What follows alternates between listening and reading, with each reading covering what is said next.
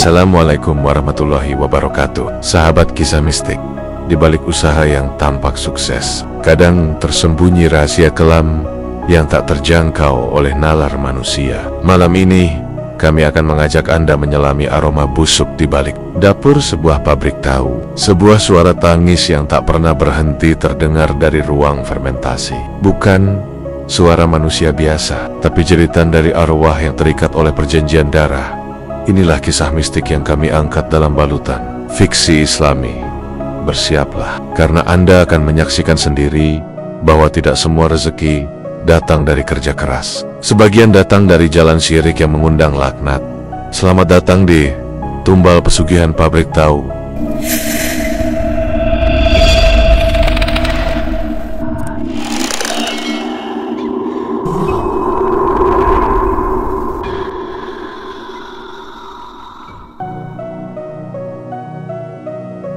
Di desa Karangjati, terdapat sebuah pabrik tahu yang terkenal dengan rasa gurih dan teksturnya yang lembut. Semua orang mengagumi tahu buatan Pak Rohim, seorang pengusaha lokal yang dulunya hidup pas-pasan. Dalam waktu hanya 2 tahun, pabriknya berkembang pesat dari dapur sederhana kini menjadi bangunan besar dengan belasan pekerja dan distribusi ke kota-kota besar. Namun, keberhasilan Pak Rohim menyisakan banyak tanda tanya. Kerja keras, Mas, itu saja kuncinya, ucap Pak Rohim setiap kali ditanya soal rahasia suksesnya. Tapi warga sekitar mulai membicarakan hal-hal aneh. Pabrik itu hanya buka di pagi dan siang, tapi malam hari terdengar suara-suara aneh dari ruang fermentasi, seperti suara jeritan, isak tangis, dan bau anyir yang menusuk. Tidak seperti aroma tahu biasa. Penduduk sekitar yang tinggal dekat pabrik sudah terbiasa menutup telinga, termasuk Lia, seorang janda muda yang tinggal hanya berjarak 2 rumah dari pabrik. Sudah biasa, Mbak, kalau malam suara itu datang. Tapi besok paginya ya biasa lagi. Pabrik tetap produksi, tahu tetap enak, ujar seorang tetangga.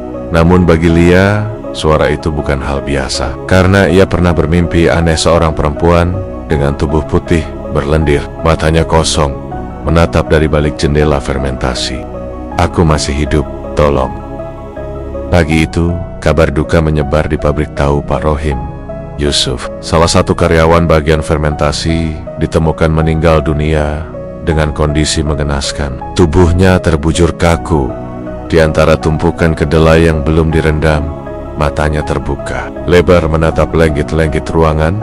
Serangan jantung, kata petugas medis yang datang.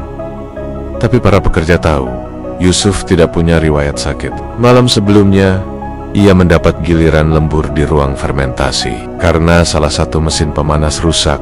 Katanya, sebelum meninggal, dia sempat bilang dengar suara cewek nangis dari dalam tong fermentasi, bisik Sutar, pekerja senior, kepada rekan-rekannya. Terus, dia buka tutup tong itu. Katanya ada yang manggil namanya dari dalam. Kabar itu dengan cepat menyebar. Tapi Pak Rohim langsung menutup mulut semua pekerja dengan uang tambahan dan ancaman halus. Kalau kalian bicara soal ini keluar, pabrik tutup dan kalian kehilangan pekerjaan, tegasnya. Beberapa hari kemudian, Pak Rohim memasang iklan lowongan baru. Butuh pekerja malam khusus bagian fermentasi. Gaji 2 kali lipat dari pekerja biasa.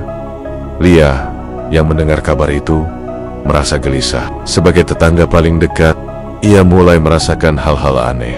Malam hari, suara tangis semakin jelas. Bukan hanya dari ruang fermentasi, tapi juga dari arah sumur belakang pabrik.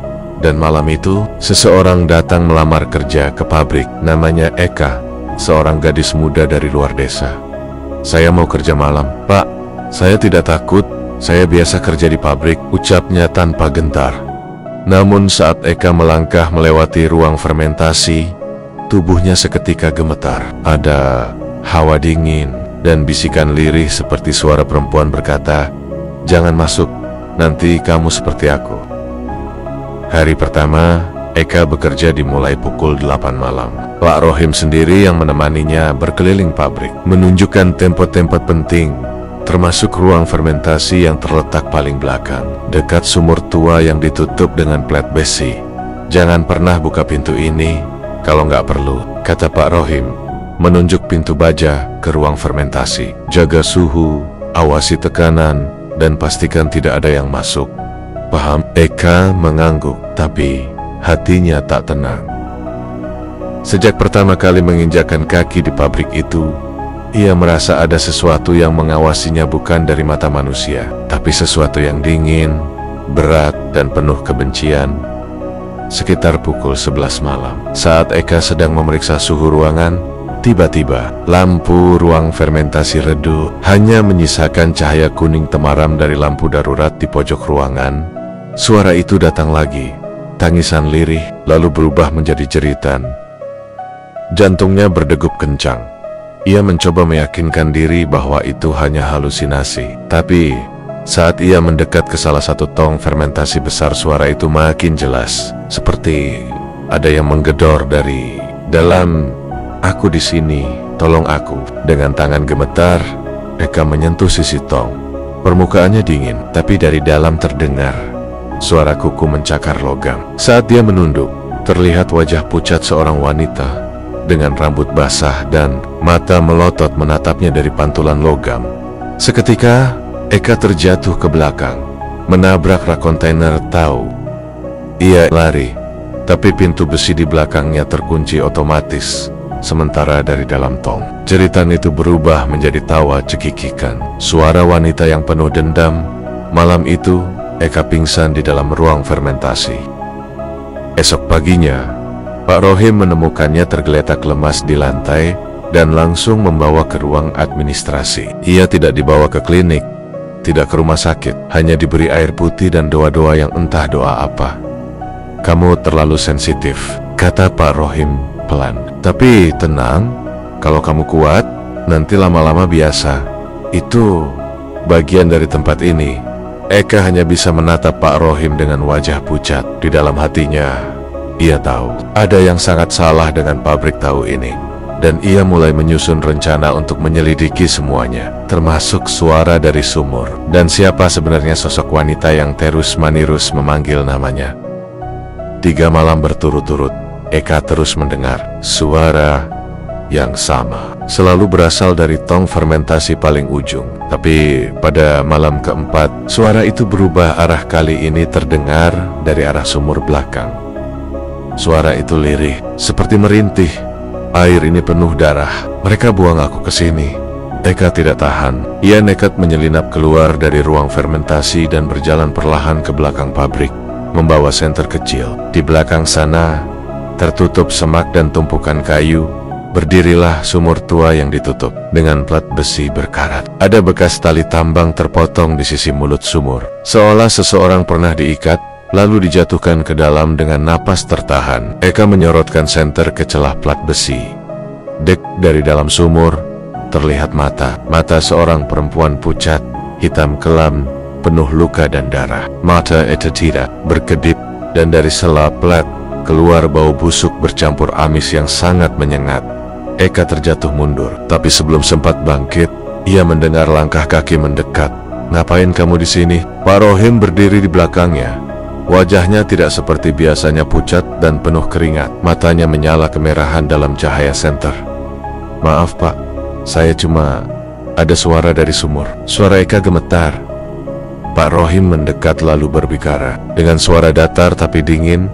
"Sumur itu tempat najis. Jangan pernah kau buka, atau kau akan bernasib sama seperti Nina." Eka tertegun. "Nina? Siapa Nina, Pak?" Pak Rohim tidak menjawab. Ia hanya menatap Eka dengan pandangan tajam. Keesokan paginya, Eka pura-pura sakit dan tidak masuk kerja. Ia pergi ke rumah Bu Halimah, mantan tetangga Pak Rohim yang dulu tinggal persis di belakang pabrik sebelum pindah karena anaknya kerasukan. Pak Rohim itu dulu miskin, Mbak. Istrinya sakit-sakitan, usahanya gagal terus, cerita Bu Halimah. Tapi waktu itu dia tiba-tiba kaya setelah ngubur sesuatu tengah malam. Dan sejak itu anak-anak sering melihat perempuan pakai daster putih keliling pabrik. Rambutnya basah, kakinya nggak napak tanah. Eka mencatat semua itu dalam buku kecilnya. Ia yakin sosok Nina bukan sekadar hantu gentayangan. Nina adalah tumbal. Dan Eka tahu Ia bisa jadi korban berikutnya kalau tak segera keluar dari sana. Tapi ia belum bisa pergi, karena arwah Nina mulai datang dalam mimpi memintanya untuk menolong dan mengungkap kebenaran. Eka kembali bekerja malam itu, bukan karena ingin, tapi karena rasa bersalah yang makin menghantui. Dalam tidurnya, ia terus bermimpi didatangi sosok perempuan berambut panjang yang wajahnya rusak sebelah. Perempuan itu menangis sambil mengucapkan kalimat yang sama, "Di bawah tong ada tulangku, tolong kuburkan aku secara layak agar aku bisa pergi." Malam itu, ketika semua pekerja pulang dan hanya dirinya seorang di ruang fermentasi, Eka memberanikan diri mendekati tong paling besar di pojok ruangan. Dengan bantuan linggis kecil yang ia sembunyikan sejak sore, ia mencongkel tutup baja tong itu. Bau busuk langsung menyeruak. Bukan bau fermentasi, tapi bau bangkai busuk bercampur amis darah. Di dalamnya, di antara sisa-sisa tahu yang menghitam dan lendir pekat, ia menemukan tulang manusia kecil seperti tulang perempuan. Dan di dasar tong tergeletak sebuah liontin bergambar wajah perempuan. Itu wajah Nina. Eka gemetar, ia nyaris muntah, tapi ia tahu inilah kunci dari segalanya. Ia membersihkan liontin itu dan menyimpannya dalam saku, lalu menutup tong kembali. Namun ia tak sadar, dari balik pintu ruang fermentasi, Pak Rohim sedang mengawasinya. Pagi harinya, Eka tidak langsung pulang. Ia mendatangi Ustadz Harun, pengasuh pesantren kecil di pinggiran desa Karangjati. Setelah menceritakan semua, sang Ustadz hanya mengangguk pelan. "Saya tahu, sejak lama sudah ada yang janggal dari pabrik itu," kata Ustadz Harun. "Sumur itu bukan sumur biasa. Itu tempat pemujaan dari zaman dulu." Rohim mengambil jalan singkatiah, membuat perjanjian darah dengan jin penunggu sumur. Menurut penuturan Ustaz, perjanjiannya sederhana. Tumbal manusia setiap 2 tahun sekali. Sebagai gantinya, hasil tahu akan terus meningkat, pembeli makin ramai, dan Rohim akan makin kaya. "Dan Nina adalah tumbal terakhir?" tanya Eka. "Ya, tapi sepertinya roh Nina menolak. Ia mati tidak ikhlas. Ia masih ingin membongkar kejahatan Rohim. Dan kamu, Eka, telah dipilih jadi penyambung lidahnya," jawab sang Ustaz. Ustadz Harun memberikan Eka air ruqyah dan sepotong kain putih yang telah dibacakan doa pelindung. "Letakkan ini di tong tempat tulang Nina ditemukan. Lalu, kuburkan tulangnya secara layak, kalau kamu berani." Malam itu, Eka kembali ke pabrik untuk terakhir kalinya. Tapi yang ia temukan bukan hanya kegelapan dan suara tangisan. Di dalam ruang fermentasi, ia mendapati Pak Rohim sedang melakukan ritual. Darah ayam diteteskan ke dalam tong. Tahu kemenyan menyelimuti ruangan, dan Rohim bergumam dalam bahasa asing sambil menari di depan tong. Eka langsung berteriak, "Berhenti, Pak, ini gila." Pak Rohim menoleh. Wajahnya bukan lagi wajah manusia. Matanya merah, kulitnya tampak mengelupas, dan suaranya berubah berat seperti suara dua makhluk berbicara bersamaan. "Kamu tidak seharusnya melihat ini, Eka. Kamu akan jadi tumbal selanjutnya." Eka berdiri membeku. Pak Rohim tahu entitas yang menguasainya menyeringai dengan wajah penuh. Nanah dan darah kental menetes dari mulutnya. "Kau pikir bisa membatalkan perjanjian ini, hah? Tumbal sudah dipilih, dan kini gilirannya kamu, Eka." Dengan sigap, Eka melemparkan air ruqyah ke arah tubuh Pak Rohim seketika. Tubuh itu berteriak kesakitan, mengepul asap, dan terdengar suara desisan dari balik kulitnya.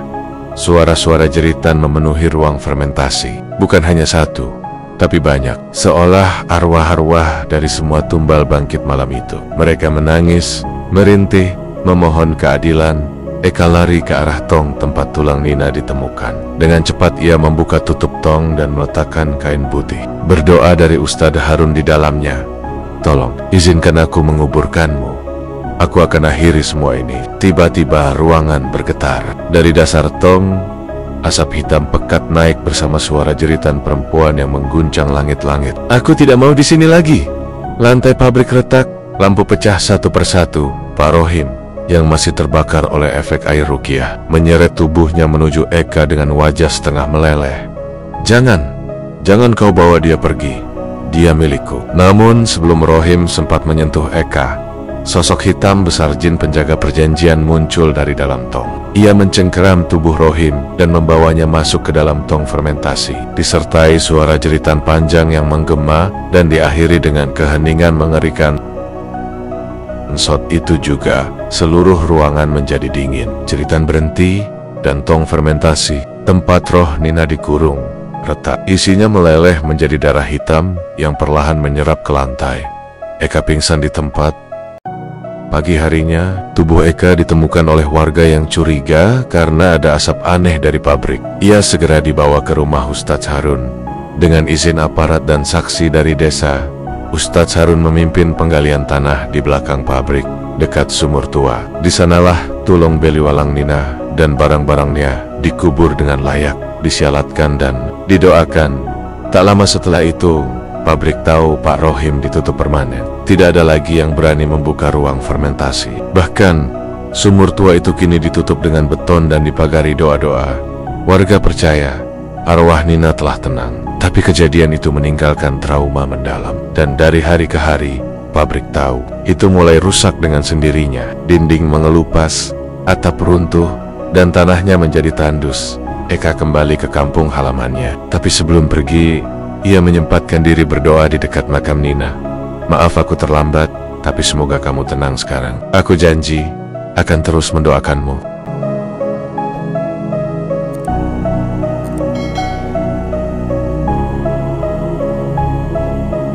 Sahabat kisah mistik, tidak semua kesuksesan adalah berkah. Sebagian adalah hasil dari perjanjian gelap yang menuntut tumbal nyawa. Pabrik tahu milik Pak Rohim hanyalah satu dari banyak kisah tragis yang menunjukkan bahwa rezeki yang halal dan berkah tak bisa ditukar dengan darah dan air mata.